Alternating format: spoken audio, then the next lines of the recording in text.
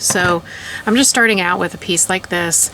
I probably am being wasteful, but when I work kind of organically and don't have an exact pattern, I tend to do that a little bit. So I want the front to be sort of a button down. Okay, so I'm just going to cut it in half.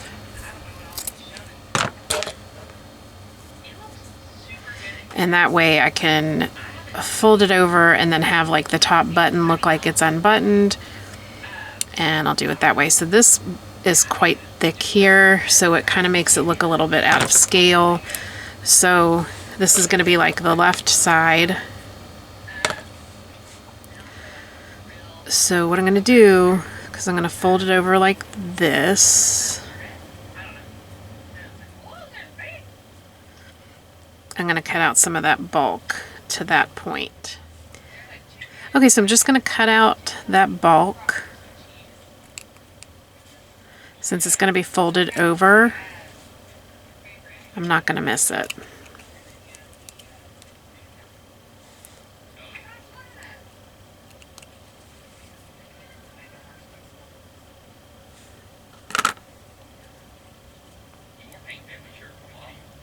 Okay, so I'm going to keep this piece. Let me just move it in a little bit.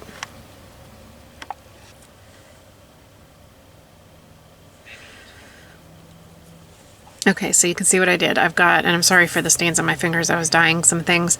So I cut that back piece off just to take down the bulk a little bit, so that way I can fold it over and it's just the one thing. I can even cut off a little bit of that, but I don't want to lose that edge.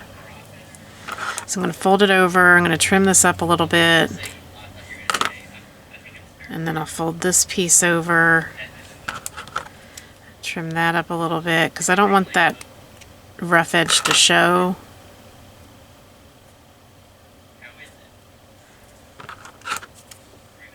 I use a lot of patterns that I've made, but this is something that I do for certain things. You know, sometimes I just need to make something, if I can make it a little bit easier, it's all the better. So that's good. So I'm going to do that with the other side. So this is going to be like the left side, and then I'm going to have the right side be like that. So I'm going to do the same thing with this piece. And I'm going to fold it over right here. So I'm going to cut out up to that point.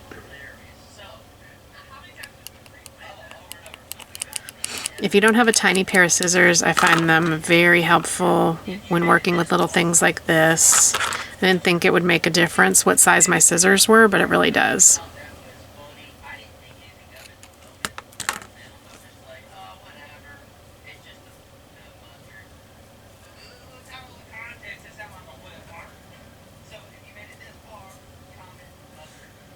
Okay, love it.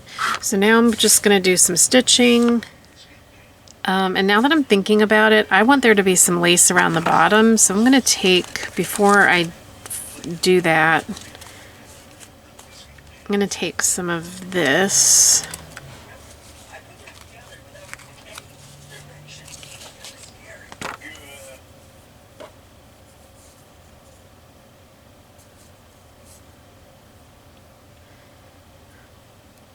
And that way I can fold that into there like that. Okay, so I'm going to measure it around her waist, so we'll hold it right here, because that's, well, right here I think. I want it to be kind of low, yeah. So holding it here, wrapping it around to the back, and then I'm going to cut about right here. That's going to give me enough room to fold it over in the back and also add a snap. And then I'm just going to get this other piece and measure it the exact same.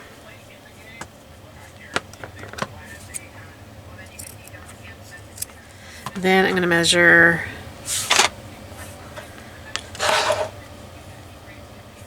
these pieces.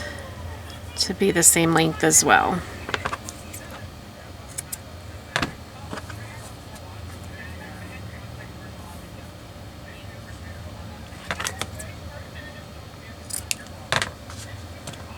Okay.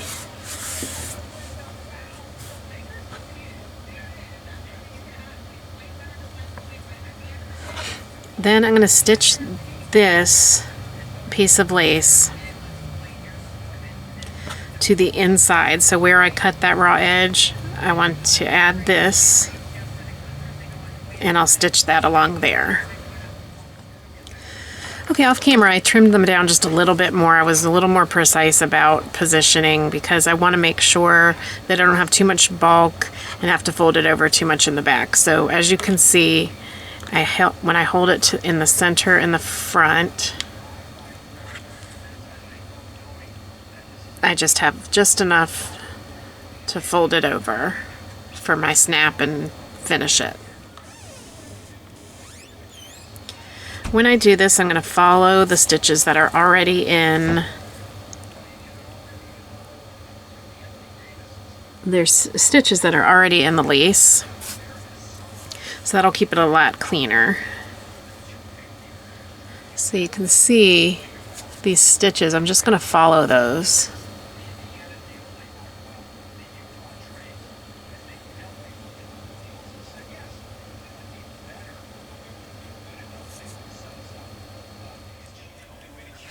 Okay, so now both pieces have the little lace on the bottom, and I'm just gonna fold them over and stitch up the front.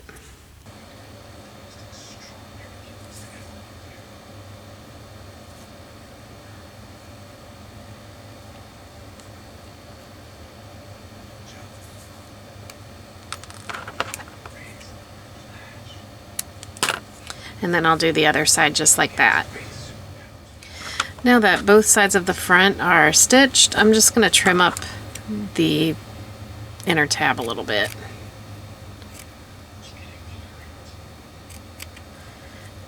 The less fabric you have in the front, the better it looks, because it looks really, if it looks too bulky, it doesn't look to scale. So I'm just going to connect them.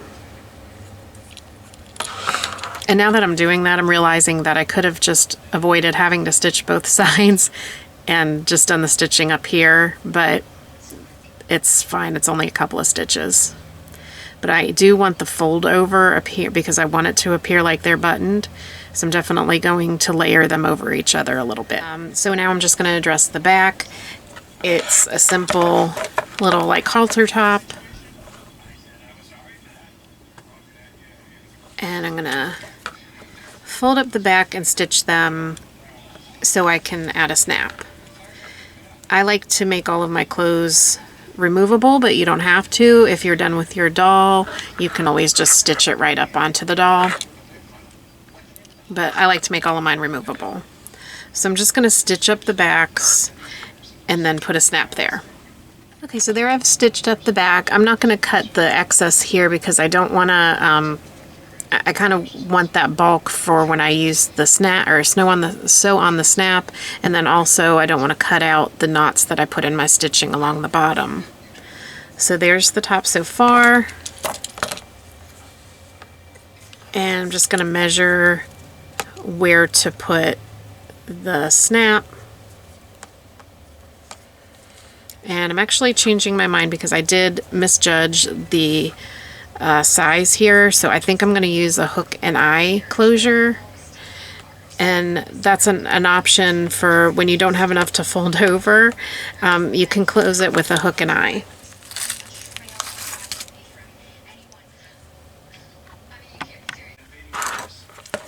Okay, so there I put on the hook and eye closure, and that way I can just hook it on like that.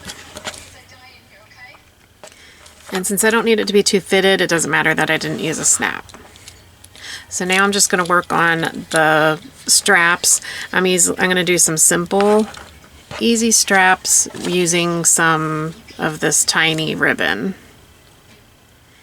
I recommend, in most cases, getting the super skinny. There's one that's like twice this thickness, but this is like I think it's like 1/8 of an inch. and it's the really skinny one, and it looks really good as straps.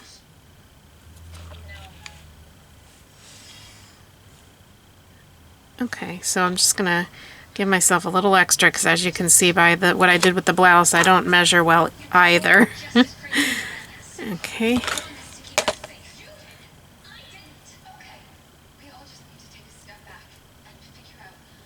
And just cutting 2.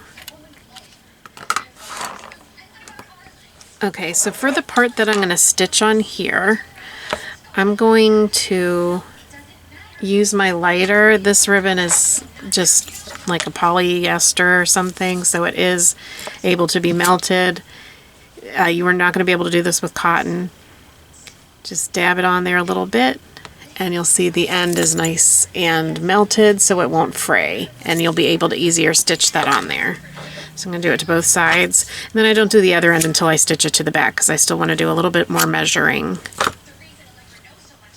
Okay, then I'm just going to stitch it on here, and I'll be right back. With this, I don't have to mark where I'm going to stitch it because luckily it has these little scallops, and I can just kind of judge where I want to put it that way. Now that the front straps are on, I'm going to loop them around and measure them to be stitched on here. And I'm just going to mark a dot where I want to cut it, and then a teeny dot where it's going to be stitched. Cut out that dot. And I'm just going to measure the other one the exact same size by folding the garment in half and cutting that. Then I'm going to singe up the edges a little bit. Don't do it too much because then it'll cancel out your measurements. And then I wanted to stitch this to the very center of that scallop on the back. Okay, so here is the finished top. You could leave it like this, but since we made it so that we can add buttons, I wanted to add some buttons. And I'm going to use some Aleene's Jewelette glue, and then I have a bunch of these.